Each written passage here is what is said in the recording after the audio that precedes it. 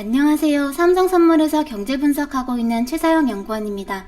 이번 시간에는 우선 미국 대선을 앞둔 시장 분위기를 간략하게 좀 브리핑 해드린 다음에 지난주 있었던 9월 FOMC 회의에 대한 코멘트를 드려보겠습니다. 미국과 성장주 중심의 증시 밸류에이션 부담이 지속되고 있습니다. 사실 코로나 이후부터 지난 8월 정도까지 거침없이 진행됐던 증시 랠리의 배경을 다시 한번 좀 정리를 해보면요. 우선 첫 번째로는 연준의 빠르고 적극적인 대응이 있었고요. 두 번째는 이 시의성 있게 통과가 됐던 미국 의회의 대규모 소득 보전 정책이 있었습니다. 그리고 세 번째로는 연준의 정책으로 인해서 가파르게 하락했던 명목금리와 이 정부 부양책 기대로 탄력받았었던 기대물가 상승이 동시에 진행이 되면서 나타났던 우측 차트 보시는 이 가파른 실질금리 하락세가 있었고요. 또 이 보시면 마이너스 실질금리로 진입을 한 분위기인데요. 결과 이 물가 상승률도 보전받지 못하는 이 마이너스 실질금리 환경으로의 진입이 이 저축에 묶여 있었던 경제 주체들, 이 개인들의 자금을 금융시장으로 강하게 좀 이끌어왔던 현상에 주로 기인을 하는 것으로 평가가 됩니다. 그리고 그 자금들은 코로나 사태에도 견실함의 의문의 여지가 없었던 이 몇 안 되는 기업들, 대표적으로 미국 대형 기술 기업들에 주로 집중이 되었었습니다. 하지만 이 9월 초에 갑자기 나타났던 나스닥의 조정을 계기로 이 심리가 좀처럼 살아나지 못하고 있는 이유는 우선 첫 번째로는 이제는 할 일을 다한 듯한 태도를 취하고 있는 연준에 대한 실망이 한켠에 자리에 잡고 있는 듯 하고요. 또 두 번째로는 이 급한 불은 껐다는 인식, 그리고 미국 대선을 앞둔 신경전으로 좀처럼 합의가 되지 못하고 있는 미국 의회 부양책에 대한 기대의 후퇴가 있을 것 같습니다. 그리고 세 번째로는 이제 명목금리가 이제는 추가로 낮아질 룸이 좀 제한적이어진 데다가 동시에 이 정책 모멘텀의 약화로 기대 물가도 더 높아지지 못하면서 우측 차트 다시 보시면 한 8월경부터 이 실질금리가 더 낮아지지 못하고 횡보하고 있는 환경이 좀 역할을 하고 있는 것 같고요. 거기에 더해서 예상보다 빠르게 반등한 경기 모멘텀이 이 기술주에만 집중됐던 이 밸류에이션에 대한 고민을 자극을 하고 있는 것으로 보입니다. 그리고 마지막으로는 이제는 대선 이후의 환경 변화에 대한 고민을 이제는 하지 않을 수 없는 시점에 들어섰다라는 점이 심리에 좀 추가적인 반등을 제약하고 있는 것으로 보입니다. 그래서 현재 시점에서 보면요, 이 대선 이전에 기대를 할 수 있는 거의 유일한 호재는 미국 의회의 극적인 부양책 합의일 듯 합니다.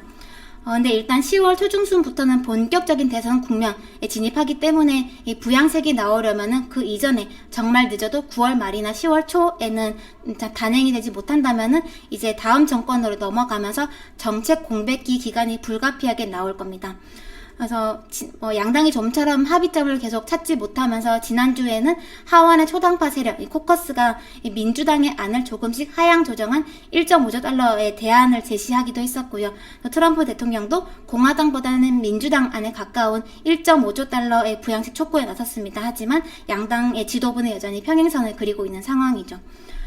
여기 좌우측 차트 보시면 미국의 소비 같은 경우는 이제 과감했던 소득 보전 정책 덕분에 미국 내 다른 생산이나 투자에 비해서나 아니면 다른 국가들에 비해서도 반등 강도와 속도가 빨라졌습니다.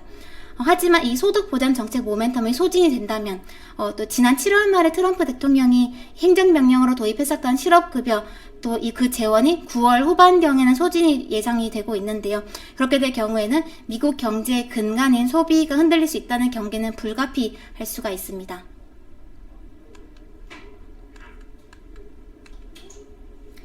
그리고 이번 미국 대선 같은 경우는 이 대선 결과 못지않게 의회 선거 결과도 향후 정책에 대한 기대를 좌우할 수 있는 변수인 만큼 행정부와 의회 조합에 따른 시장 방향성에 대한 논쟁이 점점 뜨거워지고 있습니다. 일단 여기 현재까지 서베이 결과들을 보시면 우선 제일 밑에 있는 하원 같은 경우는 민주당의 무게가 좀 강하게 실리고 있는 반면에 상원은 박빙인 상황이고요. 또 대선 같은 경우는 바이든의 무게가 실리고 있는 건 사실이지만 지난 2016년의 경험도 있고 또 이제 조만간 시작될 대선 후보 토론도 남아있기 때문에 시장은 어느 한쪽으로 강하게 베팅을 하는 모습은 아닌 것 같습니다. 일단 주식시장 관점에서 보면은요, 단기적으로 이 가장 시장이 긴장할 수 있는 시나리오는 아마 행정부와 상하원을 모두 민주당이 가져가는 결과일 수가 있는데요. 그때는 증세라거나 각종 규제 공약들의 현실화 가능성을 앞당겨 반영할 수밖에 없기 때문일 겁니다. 근데 반면에 단기적으로 시장이 가장 좀 긍정적으로 반응할 수 있는 결과는 이 행정부와 상원을 공화당이 가져가는 경우일 수가 있는데요. 지난 4년 동안 미국 증시를 강하게 뒷받침해 왔었던 정책들의 연장 기대가 유입될 수 있기 때문입니다. 하지만 이 정당을 떠나서 사실 행정부와 상하원이 다른 정당으로 찢어질 경우에는 지금처럼 이 정책 합의 과정이 계속해서 지지부진할 수 있다는 점이 걸림돌이 될 수가 있는 점도 고려를 해야 하는 사안입니다. 통화정책이 사실상 현재 국면에서 할 수 있는 대부분의 일을 한 상황에서 이 위기로부터 빨리 벗어나기 위해서는 이 추진력 있는 재정 모멘텀이 필수적인데요. 그래서 중장기적으로는 어느 정당이냐 보다는 이 행정부와 상하원을 같은 당이 집권할 경우에 이 정책 추진력 기대가 높아질 수 있다는 점에서 비단 그것이 민주당이라 할지라도 같은 당으로 통일이 되는 게 금융시장에 좀 더 우호적일 수 있겠다라는 생각을 가지고 있습니다. 지난주 있었던 9월 FOMC 코멘트 드리겠습니다. 지난주에 FOMC 회의는 이 유연한 평균 인플레이션 목표제라는 장기 정책 목표를 변경한 이후에 처음 열린 회의였다라는 점에서 주목을 받았는데요. 여기에서 연준은 새로운 목표를 지원해 줄 수 있는 새로운 정책금리 포워드 가이던스를 발표했습니다. 여기에 제가 이 포워드 가이던스의 원문과 번역문을 같이 실어왔는데요. 보시면 이 연준은 현재 제로금리를 첫 번째 고용시장 환경이 우리의 최대 고용 평가에 부합하고, 두 번째로 물가가 2%까지 상승하고 한동안 2%를 적당히 초과하는 궤도에 오를 때까지 현재 금리를 유지할 것이다 라고 발표를 했습니다. 이렇게 고용과 물가 두 가지 조건을 AND로 묶은 좀 강한 의지를 표현하고자 했었던 형태의 포워드 가이던스로 평가됩니다. 또 함께 발표했었던 경제지표 전망치와 점도표를 보면은 이 연준 위원들은 2023년 물가와 근원 물가는 2%에 도달할 것이다 라고 전망하면서도 오른쪽 보시면 점도표상 기준금리는 현재 수준으로 동결을 2023년까지 유지할 것이다 라고 발표를 했습니다. 이렇게 새롭게 변경된 목표의 의미를 이 물가 전망과 점도표를 통해서 전달을 하고자 했던 것으로 풀이됩니다. 하지만 FOMC 이후에 금융시장의 반응은 그렇게 긍정적이진 않았었는데요. 최근 금융시장이 연준에게 요구하고 있는 건 사실 바뀐 정책 목표와 기준에 대한 좀 더 구체적이고 명확한 지침이었습니다. 물가가 얼마나 올라도 괜찮은 건지, 그리고 평균의 기간이 얼마 동안의 기간을 말하는 건지에 대해서 구체적으로 말을 해줘야 금융시장도 그때까지는 금리 인상 변수를 마음 놓고 제거할 수 있기 때문이었겠죠. 하지만 이번 회의에서 연준은 그 어느 기준도 더 구체화해주진 않았었습니다.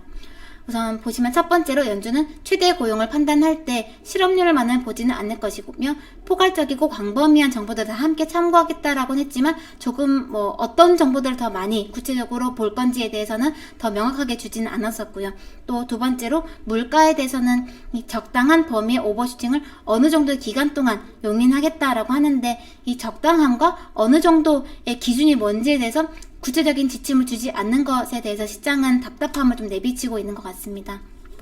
근데 이런 부분들에 대한 연준의 입장을 보면은요, 연준은 당분간은 이 새로운 접근 방식인 만큼 진척되는 상황들을 보면서 좀 그때 가서 실용적으로 잘 판단해 가면서 조금씩 구체화시키겠다 하는 답변 이상으로는 주지는 않을 것 같습니다. 다만 연준의 이런 태도는 기본적으로 현재 경제 환경에서 통화 정책이 주도권을 가지고 무언가를 추가로 좀 해 나갈 수 있는 상황이 아니기 때문일 수 있습니다.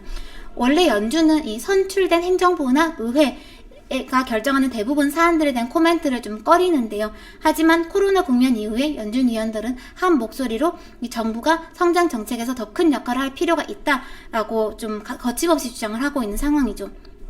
그리고 이번 회의에서 파월 의장은 재정 정책의 강도와 시점이 향후 경제 전망의 가장 중요한 요인이다라는 점을 재차 강조를 했었습니다. 근데 이런 통화 정책 이반자들이 이렇게 주장하는 데에는 사실 정부가 역할을 하지 않는다면은 연준은 이 절름발이 정책을 펼 수밖에 없다라는 걸 표현하는 것일 수 있습니다. 그리고 연준은 마지막 세 번째 보시면 이 자산 매입 계획에 대해서도 더 구체화해주지 않았었습니다. 최소한 현재 매입 규모 유지라는 절반의 지침을 유지를 하면서 이 기자회견에서 파월 의장은 향후 자산 매입 정책은 상황에 맞게 유연하게 조정될 것이다 라고 언급을 좀 했는데요. 이런 자산 매입 정책에 대해서도 다소 좀 명확하지 않은 표현들 또한 재정 정책에 대한 연준의 의존도를 의미하는 걸 수 있습니다. 재정 정책의 경기 부양이 주도적인 역할을 해야 하는 지금의 경제 상황에서 이 정부의 재정 계획과 국채 발행 계획, 그로 인한 중장기 시장금리 변동성에 따라서 연준은 자산 매입 형태를 적절하게 맞춰가기 위해서 남겨놓은 정책의 유연성일 수 있다라는 얘기인데요. 최근 연준에 대한 금융시장에 또 추가적인 의문이 있죠. 물가 목표를 높인 건 알겠지만 지난 10년간의 경기 확장기에도 이루지 못했었던 목표를 이번에는 무슨 수로 이룰 것인가에 대한 부분입니다. 사실 물가에 대한 태도가 바뀐 건 알겠는데 그렇다면은 물가를 올릴 수 있는 정책 수단을 추가로 얘기를 해줘야 하지 않느냐는 거죠. 네, 사실 이미 우리는 이 통화정책의 강화, 장기화만으로는 물가 상승이 유도가 되기 어렵다라는 것을 지난 10년 통해 경험을 했죠. 그리고 저도 통화정책만으로는 물가를 높이기 위해서 추가적으로 할 수 있는 것이 별로 없다라는 점에 동의를 합니다. 그래서 저는 향후 연준의 운명, 이 정책 효과는 결국 정부의 재정정책이 결정할 것이다 라는 생각을 강하게 가지고 있습니다. 사실 지금과 같은 디플레이션 갭 환경에서는 물가의 유의미하게 기여할 수 있는 정책은 재정정책뿐입니다. 정부가 강한 역할을 수행을 해주면서 경제와 고용시장을 끌어올리고 또 그 과정에서 물가에 긍정적인 기여를 한다면 연준은 그제서야 물가 오버슈팅 용인 의지를 증명해 보일 수 있게 되고요. 연준에 대한 신뢰도 그제서야 다져질 수가 있습니다. 하지만 만약에 정부가 충분한 역할을 하지 않는다라거나 경제가 충분히 일어나지 못하면서 물가의 하방 압력이 개선이 되지 못한다면은 연준은 물가 오버슈팅 용인 의지를 증명할 기회조차 얻지 못하게 될 수가 있습니다. 그래서 지금까지 연준이 한 걸 보면은요, 재정 정책에 대한 정치적인 결정 과정에서 정책 여력이라거나 금리 상승 리스크가 정책 결정의 장벽이 되지 않게끔 환경을 조성하는 일을 했습니다. 그래서 이제 남은 것은 정치인들의 고민과 합의 과정이죠. 즉, 이 정부와 의회의 결단을 촉구하는 것 외에 연준이 추가로 할 수 있는 것은 별로 없을 수 있다라는 것을 의미합니다. 그래서 결국 앞으로의 금융시장의 주요 정책 변수는 연준이 아닌 정부라는 생각이고요. 물론 사실 이번 위기에서 금융시장을 빠르게 구출했던 주체가 연준이고 또 지금도 시장을 강하게 지탱하는 역할을 하고 있기 때문에 금융시장은 계속 연준만을 바라보고 있는 것 같습니다. 또 사실 지난 수십 년간 우리는 이 통화정책이 정책 모멘텀, 특히 금융시장의 모멘텀을 좀 주도하는 환경에 살아왔었기 때문에 그만큼 재정정책보다는 통화정책에 더 익숙한 것도 사실입니다. 하지만 이제는 연준이 무엇을 추가로 해줄까 보다는 정부가 나올까를 봐야 하고요. 앞으로 정부의 돈이 어디로 얼마나 흘러가는지를 주의 깊게 봐야 하는 환경이 도래할 것으로 보입니다. 마지막으로 코로나 이후에 가장 큰 화두로 떠오른 이 경제 불평등에 대한 연준의 기여 방법과 그것이 금융시장에 주는 함의에 대한 고민입니다. 잘 아시겠지만 이 중앙은행의 통화 정책은 사회 전반에 동시에 영향을 미치고요. 또 특정 주체들에게만 기여를 할 수는 없습니다. 지금 사용하고 있는 민간 크레딧 부문 지원이라거나 메인스트리트 대출 프로그램 같은 거는 사실 비정상적인 국면에서만 특별히 사용이 허락되는 정책 수단일 뿐이지 연준의 주요 정책 수단이 될 수는 없습니다. 이렇게 특정 계층을 타겟팅을 할 수 없는 연준이 취약 계층에 기여할 수 있는 거의 유일한 방법은 그 사람들이 마지막까지 일자리를 찾아서 노동소득 기반을 좀 마련할 수 있을 때까지 완화 정책을 유지하는 것, 기다려주는 것밖에 없습니다. 사실 코로나 이후에 우리 주변을 둘러보면은 모든 위기가 그러했겠지만 가장 많은 타격을 받고 또 가장 늦게 회복될 것으로 예상이 되는 주체들은 기존의 취약계층들입니다.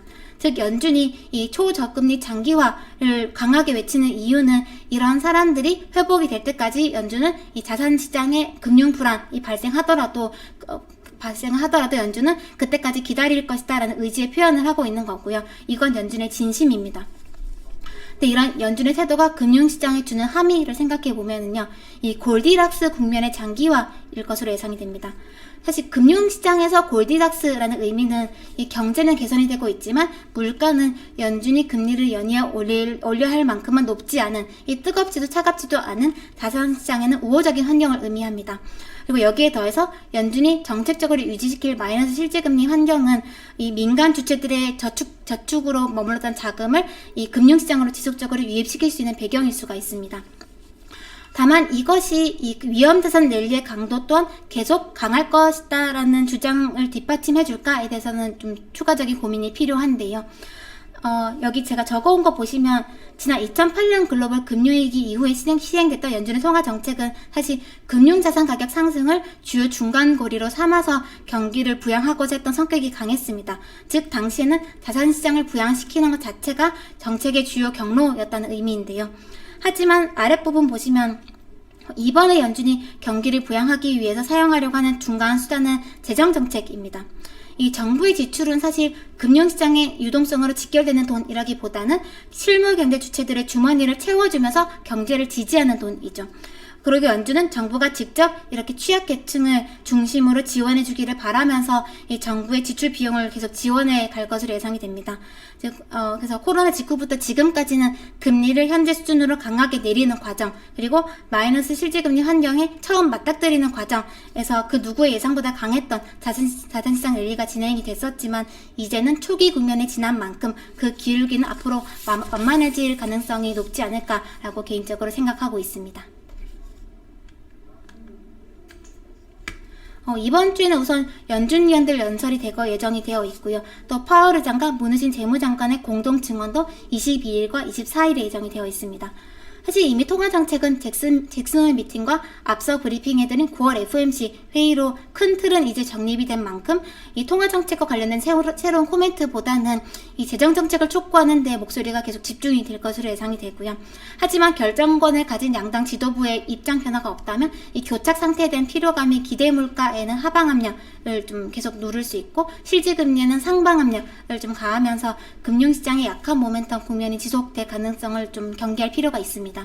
그리고 또 만약 그 와중에 이번 주 중반쯤 발표될 이 주요국들 PMI 지수가 예상치를 밑돌 경우에는 심리가 추가적으로 약해질 수 있음도 변수로 눈여겨볼 필요가 있습니다. 이번 한 주도 시장 대응 잘 하시길 바라겠습니다. 감사합니다.